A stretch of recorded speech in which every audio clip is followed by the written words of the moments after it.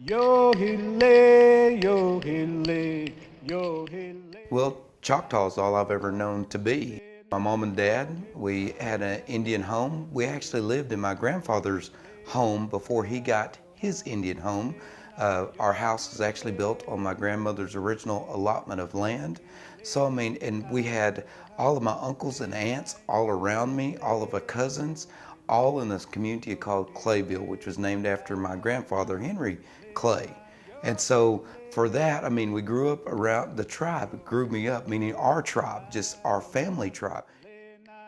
Years ago, I had a brother that ended up committing suicide, and the family. It was tough times on all of us. I say, as a child growing up, we had the perfect family. I mean, up to 14 years of age, we were always together. We were always working together, doing things together, and then to have that just totally disbanded, to having a brother commit suicide, and just all the troubles and emotional problems that we all went through. We kind of disbanded, if you will, and I lived with various families, lived in Wichita, Kansas for a period of time, back to various homes throughout.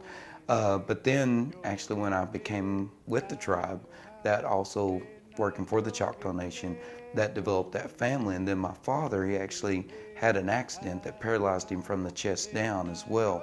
He ended up having both of his legs amputated. That was the first time, I think, to see that as employers, that they literally let me take off as much as I needed to be with him. I remember one time I had been gone for almost 2 weeks, and the doctor called me that night and said, "We just lost your father," and said, "We revived him," said, "If we need to revive him again, is that okay?" And I said, "Yes, it is." And so I just basically left at 3 o'clock in the morning, went back to the hospital, was there for a long period of time, was trying to wrap up my the semester in college, and they really just wrapped their arms around me and embraced me to continue to go to school, to help me with my family in times of need. Angie and I had just been married for approximately a year at that time. I started work for the tribe in June of '87. Angie and I got married in January of '87.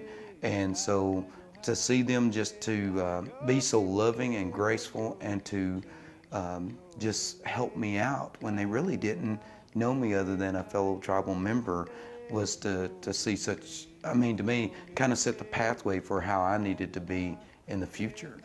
So to me, you always have to remember to try to do what's best, because even in those troublesome times, I guess, and I can relate to those, because you can be here today, you can be gone tomorrow, and you don't need to forget that. So to me, that's the reason why I think it's important to show that love and grace to people, because if you don't do it today, they may not be there tomorrow to show it. Hile, ha yo ha, hile na yo hile.